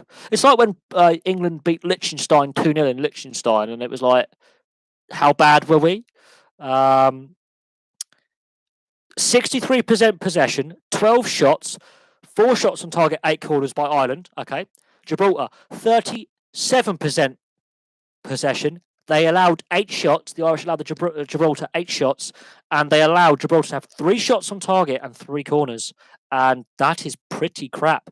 That's like your average FA Cup, League One versus Championship, 4th round FA Cup tie. That is not great. That is not great. And some of the comments on here on the BBC Sport website aren't great either. That is actually an embarrassing win because it's actually pretty bad. But I will say this: oh yeah, Gibraltar have had a football team for a couple of years, and the thing is, sometimes when you have a difficult opponent like that, you can't win well. It's you got to break them down. You've got to break them down. The issue with Ireland is Mick McCarthy. We know Mick McCarthy's only going to be in there for 2 years and then he's moving on. I feel sorry for Mick McCarthy for the shambles he's inherited. I do.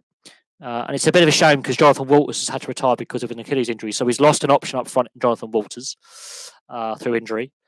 But here's the thing: people laugh, and I do find that shocking that a decent side like Ireland win 1-0 against Gibraltar. Firstly, it's a win away from home. Secondly, there are no easy games in international football. There are no easy games in football, none, because especially with a side that you know you're going to have a majority of the possession. We know that counter-attack football is the way to go. So when you're playing against a side like Gibraltar, when you've got a lot of the ball, you've got to move quick with it. And clearly they were slow and methodical with the ball, like England for the first 20 minutes last night. So when a team is just going to be organised and fight for each other like the Gibraltar team are going to, it's not going to be easy. But to win only 1-0 is not good enough. And of course, the Declan Rice situation has overshadowed everything Ireland have been doing in the build-up to this qualifying campaign. Jonathan Walters has had to retire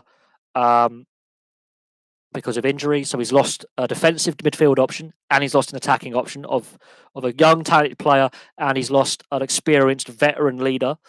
So yeah, there are issues, but you know, it is what it is. Mick McCarthy's been given this interim 2-year role. I don't get that. Why not have a young guy come in like Southgate for England? You know, there are issues, but at least Ireland have qualified for tournaments in recent years, unlike Scotland. And I keep coming back to that. For all Ireland's struggles today, they won the game. Scotland went to Kazakhstan and lost 3-0. So,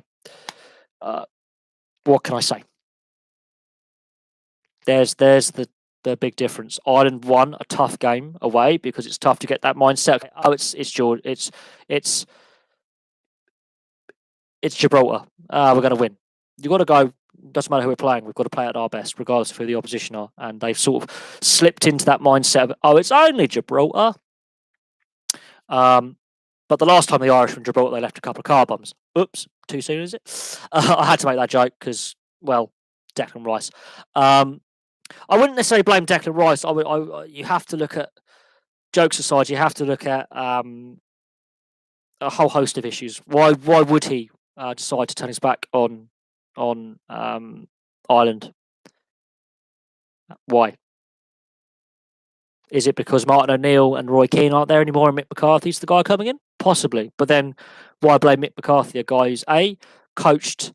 No, but this is serious. This is serious because I think the Declan Rice thing has overshadowed the Irish build up to their qualifying campaign. Absolutely. But then you've got to look at it. They've lost Declan Rice to England, and Jonathan Walters, as I said, a key leader in the forward line, an experienced player, experienced head who could guide some of these younger players around, has retired because his ankle's at it. Yeah, you got to look at it. It's money as well. His appearance fee for England will be higher than his appearance fee for Ireland.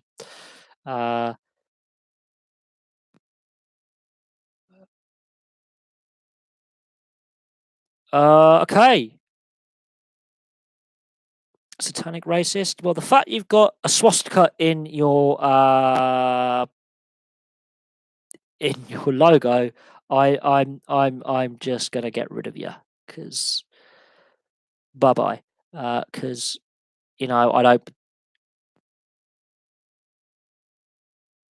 Yeah, I know what going to the quarries means. I have studied history, but the fact you've got I don't know, your name is Satanic Racist and you've got a swastika on your logo, you can go bye bye. Go away.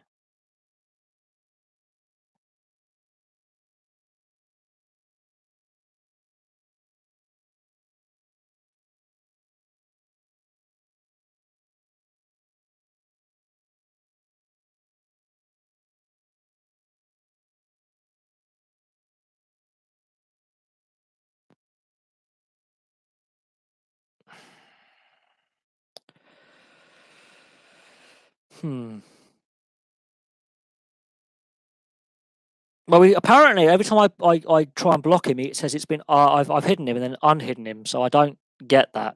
But I'm not having a guy with a swastika and the name Sank Racist on my stream. He can go fuck himself. As someone who's done my family history and worked out that there's a bit of Romany and an Irish gypsy in my family, what the Nazis did to the Romany people, fuck off. I've got Jewish friends, fuck off. I've not having it. So I don't give a toss if he downvotes this stream. He can do one. Back to the Declan Rice thing. We've covered Declan Rice to death on the stream tonight. We covered it early on, and we're covering it again. And I'm not saying I got bored of talking about selection issues, but it has dominated the stream, and I prefer if we also talked about other issues that are involving sport right now, because there are other things to concern, like the Sunwolves not being in Super Rugby next year. We've discussed that. We've discussed travel distances for how easy to get to Twickenham? Okay, well for me, I just get on the train from where I live, and I'm on the same line, so I get from Bracknell to Twickenham. I'm there. For someone to come from the north of England, I would get the train to King's Cross, St Pancras, or Euston, get the underground to Waterloo, and get on a train from Waterloo to Twickenham, or take the train to Watford Junction and get on the overground and get off at Richmond and take the train to Twickenham. That's the best way I can tell you how to get. I don't know exactly where you're coming from, but I think it's from the Leeds area, so it'd be Euston or King's Cross or St Pancras is the station you'll be coming into. You get on the Northern Line to Waterloo from King's Cross.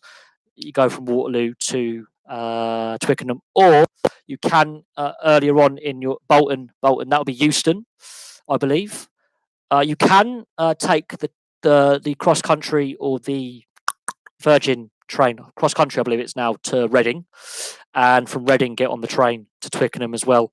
But it's a lengthy journey. You're better off if you are driving or taking the train. Stay in a hotel overnight and then take your connecting train in the morning, or take the train down the night before, stay in a hotel, and then go to the game the next day, go back to the hotel, and then travel home the day after that. It's a little bit more expensive travel wise, but it gives you time to rest. It factors in delays, so you won't miss the game. And you can make your game. Rugby World Cup 2023 should be increased to 24 teams. Are you asking should it be or is it going to be? The thing is, you've still got to qualify. We are yet to see what's going to happen over the next 4-year cycle with international rugby. This international rugby revamp could completely go to hell. It's already meeting a lot of resistance. You've got to look at the fact that out of the teams you've named, Brazil are the only team not to make the World Cup. Portugal made the World Cup 2007. Spain, I think, made every World Cup until 1999. Romania made every World Cup until... looking at the teams you've listed there, only three of them have made the World Cup before. Brazil haven't. So while I understand why you want to increase the size of it, that means actually the tournament there'll have to be more games played for every team. And we're already discussing should we reduce the amount of games played by players. Players are already concerned about player welfare by playing too many games. So I think the size it is now is just about right with 4 groups. Any larger, it gets complicated. You have to have a second group phase, possibly. It makes it more difficult. Look how the Euros were a couple of years ago, expanded to 24 teams. It does make it more difficult with how the groups would be sorted out and how teams would progress. I think it's just about right with the numbers we have now. I think it's just about balanced with the state of rugby at the lower levels, because we don't want teams to qualify that are going to get battered in every single game by 50, 60, 70, 80 points. That's not how they're going to develop. And that's what could happen if you have Portugal and Spain. I think Romania have more than enough not to get battered. Brazil are improving rapidly, but where Spain and Portugal are right now, it's still that one more game adds up. And when players are having career-ending injuries in their mid-20s, and they're trying to limit the amount of games players can play in a calendar year, that extra game could be the one that tips the balance too far. And we want to have teams that qualify for the World Cup that don't get battered 100 points to nil. In the late 90s, early 2000s, Japan and Namibia got hammered by 100 odd points in World Cups. And I feel sorry for those players that wanted to represent their country and wear their jersey with pride, but they got battered. 95, Japan were hammered by the All Blacks. In 2003, Australia hammered Namibia. We can't have that happening because it is embarrassing. And this is what I fear is going to happen in the Euros next year with this UEFA Nations League format they brought in, where teams like Luxembourg, in theory, could qualify for the Euros, and that is just going to be a farce. So I can see, while the UEFA Nations League may have been good for some teams, and it has benefited England, when you get no hope of teams qualifying... look, Canada and Canada's going to get murdered. I think Namibia are actually better than Canada because Namibian players do play in the Super Rugby format, the Currie Cup, and they do play against top quality South African players. And Namibia, in the last World Cup, were competitive when they played against New Zealand. They scored tries against them, so they're not complete no-hopers. They are professionals. It's just they're not on the same level as the All Blacks, and that's the problem. But Namibia have been to the World Cup for every World Cup since '99. They've qualified by right. They're the second best African nation. You cannot deny that. They easily beat all the other African nations below South Africa. It's like Uruguay and Argentina. Uruguay are country miles better than Brazil. Although Brazil are getting closer, Uruguay have never lost to Brazil. So are we going to have the debate about Uruguay? I don't know. But at least the Canadians and Namibians, Canada have declined massively. In recent years, I'm not denying that, but they did make the quarterfinals in '91 and they qualified for every World Cup. And there was a debate about 15, 20 years ago to get them in the Six Nations over Italy. So, Canada's had issues structurally and why they've declined, but they look like they're bouncing back up now. In their last few games, they've had a wobbly period. I think they're going to do better over years to come, but there were structural issues with Canadian rugby. Do I think Hong Kong will qualify for a Rugby World Cup? On looking at how the repechage tournament went, they have some good players at the level they're playing at who could quite happily play professional European rugby or professional rugby in the Southern Hemisphere. Absolutely, I'm not denying that. But they're a long ways away, a long way away. Compared to other nations, they've got a small player base compared to other nations. It's in a very elitist sport in Hong Kong, There are a lot of obstacles in the way for Hong Kong to put the 15 together. I wouldn't say they're not very good. They have one or two good players, but they're not on the same level as other nations that went through the repechage and other nations that have qualified. They're not even close. And it would be embarrassing if they were to qualify for whatever reason. They qualified in. Let's say that you enlarge the tournament as Chester wants, and they were to get in. They wouldn't win a game. They wouldn't even get a bonus point. At least the Canadians and the Namibians might get a try bonus point, or might be difficult to play to beat against a weaker tier 1 nation or a tier 2 nation. They can get bonus points. Hong Kong, no. Watching the repechage tournament, they would get absolutely slaughtered. They've only got, I think, 2 ethnic Chinese in their squad. So the Chinese, the Chinese population of Hong Kong don't follow it as much, although it is growing. But no, Hong Kong, famous for the Sevens tournament, which was always won by Fiji back in the day. Their Sevens game is better than their 15-a-side, and they're not on the same page, not even close. They're not even close to other nations. Not on the same page. The repechage tournament, I watched a lot of that. The golfing class is massive. Absolutely, their scrum is just, you just sneeze and it's not that good enough, and they don't have the skill set. The fact they got to the repechage tournament says they have improved, absolutely, but they're no, absolutely. This is why I don't think the World Cup can be expanded to 24 teams, because there's the level. Once you get to tier 2 nation status, there's some good quality tier 2 and a couple of tier 3 nations who are decent, who are competitive. And after Namibia, it just, you drop off a cliff for quality level, and it would actually be ultimately embarrassing to watch the Hong Kong national side lose 110-0, 100-0. It would be. They've not got the fitness. They've not got the structures. Their scrum is, I could scrum them. Their scrummaging technique is shocking. I've seen better quality at amateur club level, semi-pro level. They're not even close. If they were to come up against, let's say, a Romania or a Georgia, the Georgian scrum would annihilate them. The Portuguese have the sevens ability. The Germans beat them. I mean, the Germans are facing a relegation playoff against Portugal. So, I do worry that, if you were to expand the tournament, a team like Hong Kong, who would make it in via the virtue of an expanded qualifying tournament and more teams being eligible to get in there, would be utterly slaughtered. I think the Portuguese, with their sevens background, would slaughter them. The Kenyans did slaughter them and embarrass them. They don't have a hope in hell. I'm not being disparaging. They are just not even close. The funding isn't there. The majority of people in Hong Kong don't support it.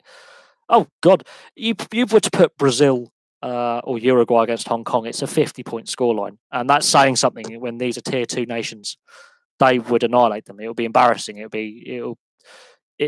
Hong Kong aren't the worst national side out there. There are some. I can tell you the 2 worst national sides out there are the Czech Republic and Finland, but they're not on the same page. It wouldn't be fair. It wouldn't help them develop, and it will make a mockery of the tournament. There's already big issues about the World Cup as it is, and some people are saying they should shrink the World Cup and make it a smaller tournament, which I think is wrong. I think the nations that qualify by right and are there for good reason. Anything outside of that, and the nations skirting the edge, like your Romanias, who've dropped out a little bit, like your Russians, I think it would be embarrassing to watch Hong Kong getting battered by Namibia 50 points to 0. The Namibians would beat them 50 points to 0. So you can just imagine what the Kiwis would do just in a training session. It wouldn't be right. It wouldn't help develop the game. It wouldn't help grow the game. It would do more harm to the game than good. It really would. It would do more harm to the game and the sport as a whole if Hong Kong, for example, were to make the World Cup. It would do nothing to benefit the sport. And this is what I'm seeing with possibly with the Euros next year, with the expanded tournament and the change in qualification rules. We're going to see some teams that aren't very good qualify for an international tournament, and we're going to see some very lopsided results next year in the Euros. Very lopsided results. So for those who've advocated the UEFA Nations League, be careful what you wish for, because I think it's actually going to make it worse off. Yeah, the Cricket World Cup. There is the debate about the ICC and the governing bodies of the wealthier nations with the greed there. Absolutely.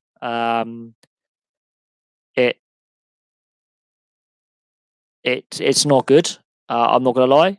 It is a shame. They've got a decent. They're now a test playing nation. I think all test playing nations should play at the World Cup.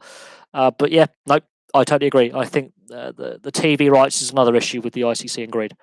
I don't agree with that. I think if you want to grow a game and make it more global and bring more people in, then what they've done with the World Cup, Cricket World Cup, it's not good.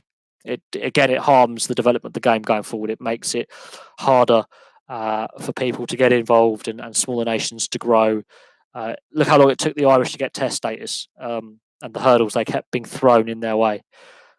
I'm just stating the obvious. I'm just going to check the sports news and see if anything else has happened. But no, I do think the ICC need their heads checked. I mean, the IPL TV rights in this country has been a farce. It's gone from Sky to a minor channel to BT Sport in the space of 48 hours. I missed the fact that the IPL used to be on free to air. It's a brilliant competition, and the IPL has been taken off free to air. So TV rights for cricket has been an ongoing issue for a long, long time. I wouldn't say it'd be better to watch. I don't mind seeing the smaller nations. I like seeing some of the smaller nations play each other, because there is a lot of pride in wearing that shirt, and I think I wouldn't devalue the by shrinking it. I think you want to grow the sport, and the best way to grow the sport is to actually have more nations participate, because some of their better players get exposure, and it helps grow the game. But the debate every time with every international tournament is, every time it grows, people go, I don't want it too big, I want it smaller. But you've also advocated growing the Rugby World Cup to 24 teams. So what do you want it as? Do you want it to shrink, or do you want it to grow? And that's the debate. And you can't have it both ways.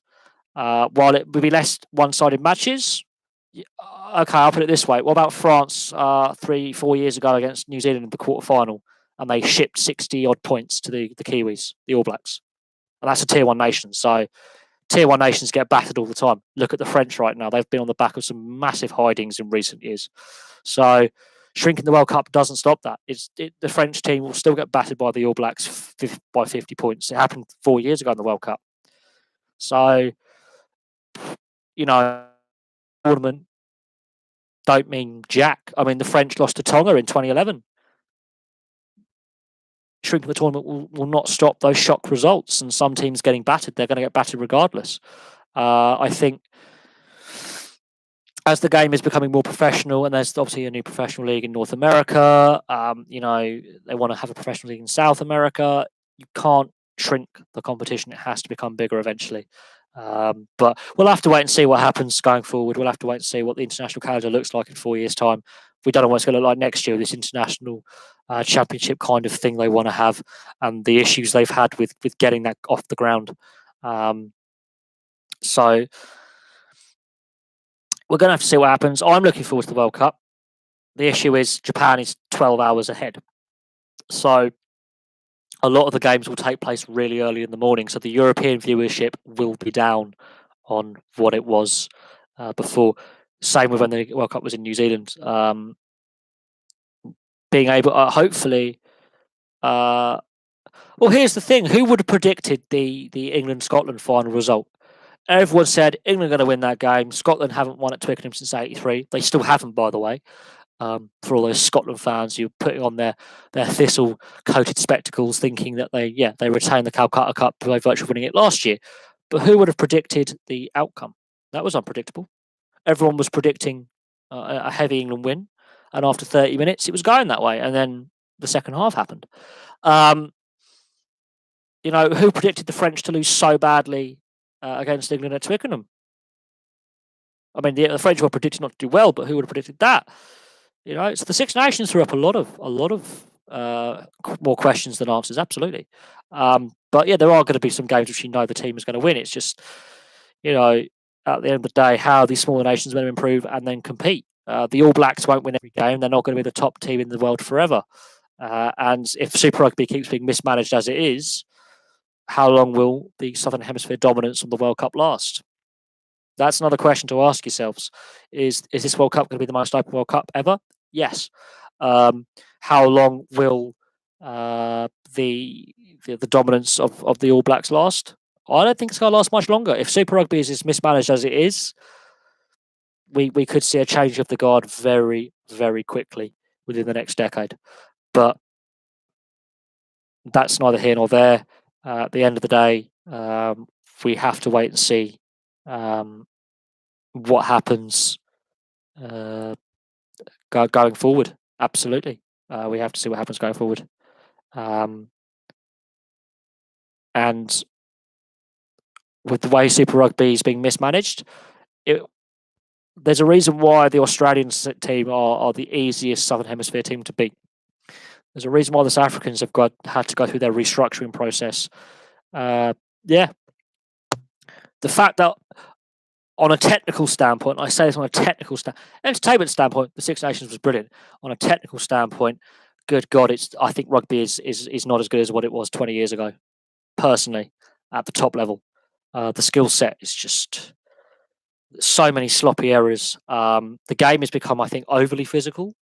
If I wanted to watch a physical rugby, I would watch rugby league, and I do. I think backline players being built like forwards, Matthew Bastareaud, for example. I don't know, but no, I do enjoy watching Major League Rugby. I do enjoy, watching that competition. I've enjoyed watching it so far, and the games that I've watched. But at the same time, it's still a long process. The US and Canadians and the Uruguayans still have a long way to go before their Tier 1 nation status. But we don't know what the international calendar is going to look like after this World Cup. So we'll have to wait and see what happens. There's a lot to discuss when it comes to international rugby union, absolutely. Rugby league, there's a lot to discuss when it comes to that internationally and at club level as well. There's a reason why football has become the global sport and the other sports are catching up. Bear with me 1 second. What? I'm not ready to eat yet. But when it comes to international sport, football was farther ahead, and on a variety of levels, football was winning. Hence why it's the most popular sport in the world. I fear that both rugby league and rugby union are trying to copy football. You've got to have your own direction and own way to go. They do get big crowds, but there again, football dominates professional sport in Spain, and would they be able to sustain economically professional rugby union? A lot of the best Spanish players play in France anyway, which is another problem. They've been bleeding players to France for years, especially the Basque players. The Basque players go to France and end up representing France. So that's another problem. I have to end the stream now because I smell roast chicken. So my dinner has just been cooked. So I've got to log off. I've really appreciated a lot of the discussion this evening. A lot of it's been about rugby union, which is pleasant. A lot of it's about international selection, which is refreshing. It's a different topic that is not always on the cards. Don't forget to hit the like button, because the more likes the videos get, the more traffic it generates for the channel, and the more likely the channel is to grow. I must stress that on every video. That's why I say please like and subscribe. Subscribing is one thing, but liking is actually just as important, and even disliking, because it creates the algorithm that says this channel is generating traffic for YouTube. So the more you like videos that I post, the more it helps the channel grow, which means we can have a further discussion down the line. The channel's more likely to get monetized, that sort of uh, topic. Thank you very much for watching. I appreciate all your questions. I shall see you soon.